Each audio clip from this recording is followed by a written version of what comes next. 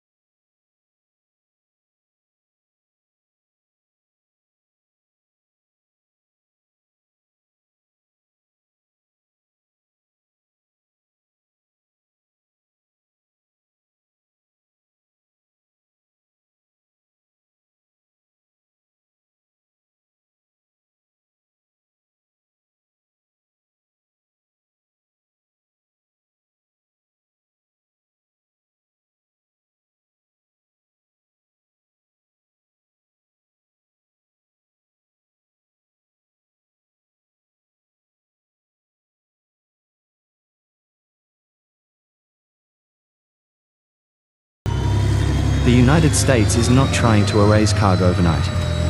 It is doing something more calculated, removing Iran's ability to protect it. Because once Kharg becomes exposed, every next decision becomes pressure. Iran must now defend it constantly. Reinforce it. Protect it. And every movement it makes can be tracked. Targeted. This is not a strike designed to end a war. It is a strike designed to change how the war is fought.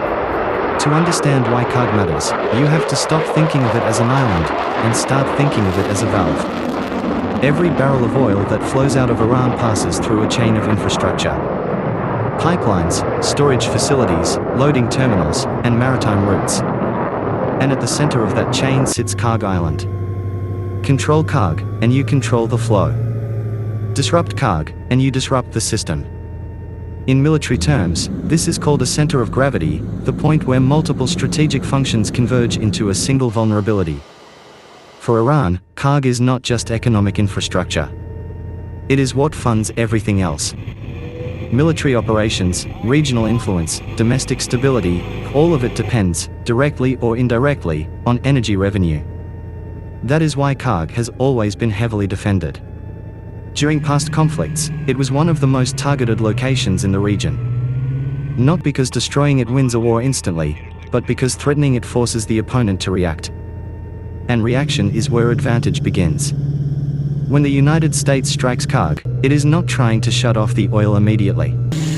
That would trigger a global crisis and escalate beyond control. Instead, it is targeting the conditions that allow Kharg to operate safely. Air defenses.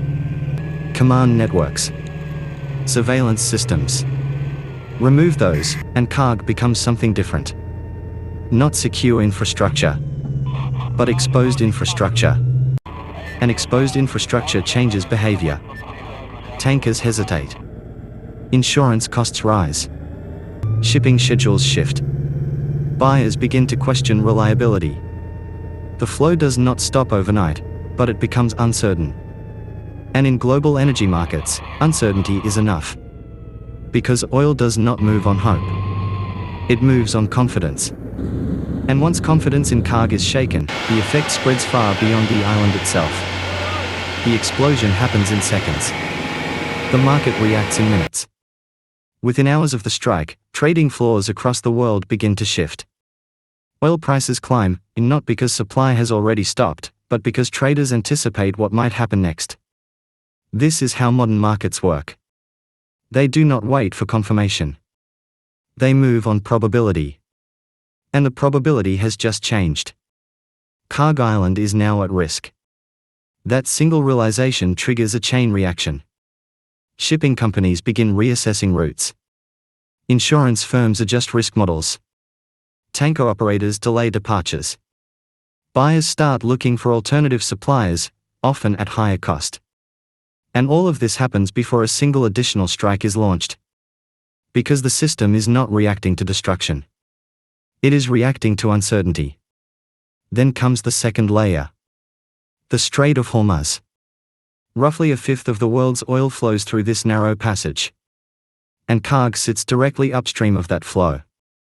If Kharg becomes unstable, Hormuz becomes unpredictable. And if Hormuz becomes unpredictable, the global economy begins to feel it. Fuel prices rise. Supply chains tighten. Industrial costs increase. What started as a localized military action becomes a global economic signal. And this is the real power of targeting infrastructure like Kharg. It operates on two levels at once. Physically, it damages or threatens assets. Psychologically, it changes expectations. And in systems like global energy, expectation is everything. Because once the market believes something might happen, it starts behaving as if it already has. And that is how a single strike can move the entire system, without ever needing to shut it down completely. Iran does not respond immediately with noise. It responds with calculation. Because when Kharg is threatened, the question is not whether to retaliate, but how to do it in a way that restores deterrence without losing control of escalation. The first moves are not always visible. Command networks shift to redundancy. Mobile missile units reposition along the coastline. Fast attack craft disperse into hidden coves. Drone launch sites activate quietly, waiting for the moment when retaliation creates maximum effect. This is not a conventional response. It is asymmetric by design. Iran does not need to defeat the United States directly. It needs to raise the cost of pressure. That cost can take many forms. A missile strike toward regional bases. A swarm of drones targeting shipping lanes. Harassment operations near Hormuz that slow traffic without fully closing it. Each action sends a signal: Kharg is not the only vulnerable point. The battlefield is wider than one island. And once that message is delivered, the balance begins to shift. Because now every asset in the region becomes part of the equation, not just Kharg. This is where the situation becomes unstable. Not because of one strike, but because of what that strike connects to. Energy infrastructure across the Gulf is tightly linked. Oil terminals, desalination plants, ports, and shipping lanes form a network where disruption in one node increases pressure on all others. When Kharg is hit, neighboring states do not see a distant event. They see a preview. That perception changes behavior. Air defenses go on alert. Naval patrols increase. Insurance rates rise.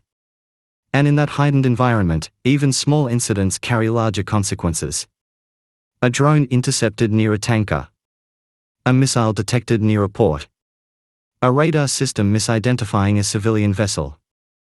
Each moment carries the risk of miscalculation. And miscalculation is how regional conflicts expand.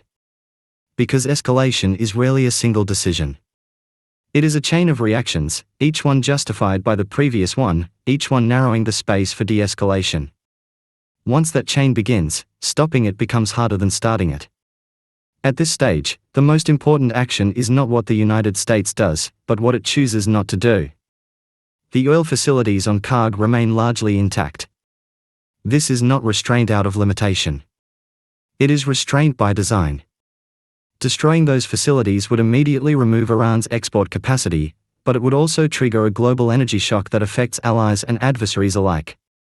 Instead, the United States operates in a zone of controlled pressure.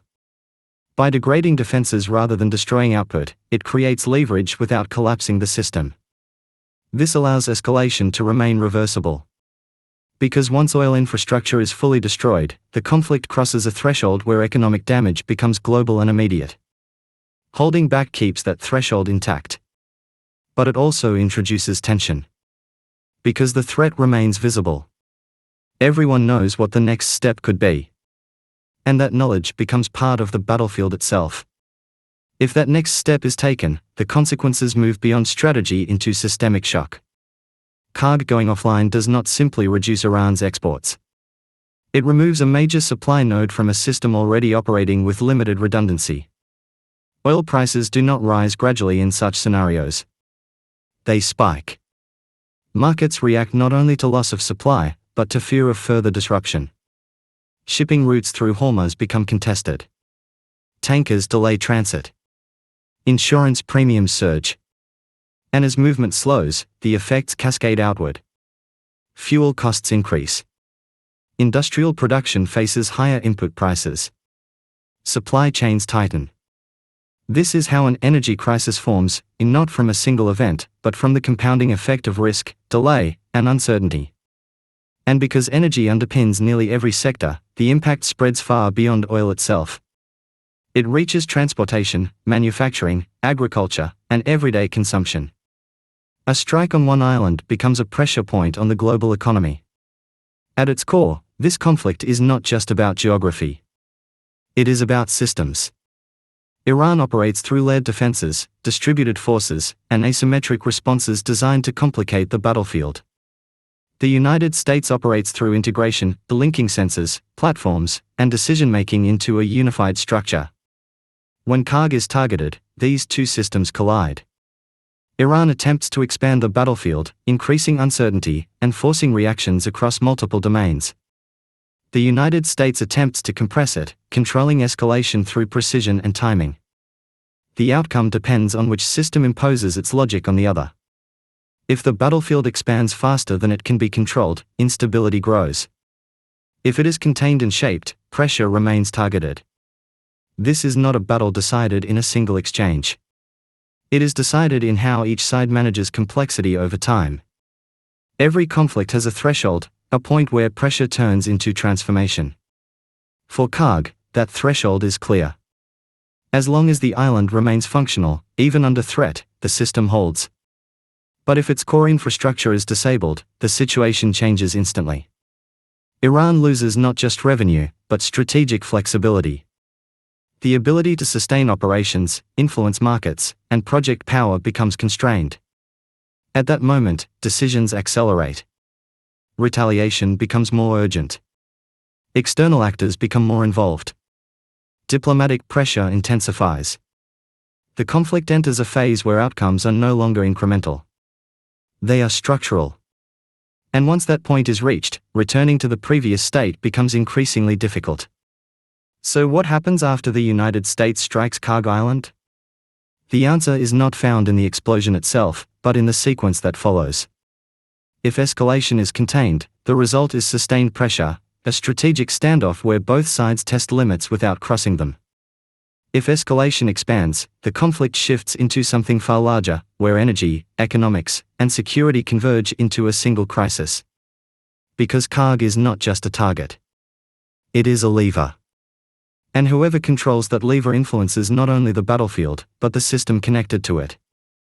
In the end, the lesson is not about destruction. It is about control. Because in a place like Hormuz, the objective is never just to hit something. It is to shape what happens after it is hit.